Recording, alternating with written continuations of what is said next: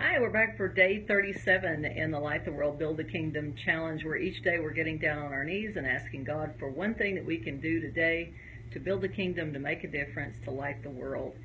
Today I was reading in Luke, I think it was chapter 6, and there's a story there of where Jesus has a leprous man extend his hand and it's healed.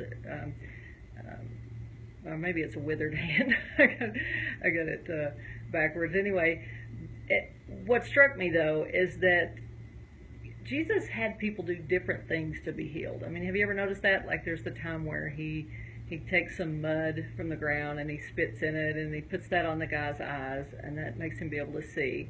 Or, the next time he just touches somebody or tells them to be healed, or stand up, pick up your bed and walk. And the lady that touches the hem of his garment is healed. The centurion, I think, the guy that just, he doesn't even want Jesus to come to his house. He doesn't feel like he's worthy of it, but he just says, say the word and I know my servant will be healed. So the actual mechanism of the way Jesus heals everybody, it seems to be different. It's unique to the individual. So you couldn't really come up with a formula that, okay, if you want to get your sight back, you've got to make some mud out of spit and dirt or something like that, and that's going to be it. But the common element is faith, right? It's just, that is the thing that is a common thread, is faith, having faith that he can do it. Whether you activate it by touching the hem of his garment, or you say, just say the word, I know this person I care about will be healed. And I think a lot of times we expect God to heal us in a certain way. If you think of the story of Naaman, who was leprous in the Old Testament, and God, through the prophet, tells him to go and wash 7 times in Jordan, and he thinks, well, that's, it's a nasty river. I don't want to go in there. Why would that make me clean? Why would that heal me? And but he does eventually do it, and he is eventually healed. Sometimes God asks us to do something that's, doesn't make any sense, or something, some little thing could be the key to our healing.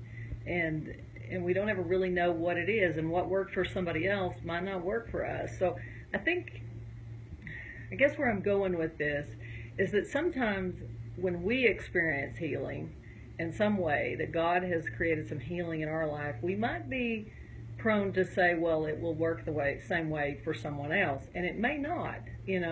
So like in my own healing journey, it's my journey. It's me.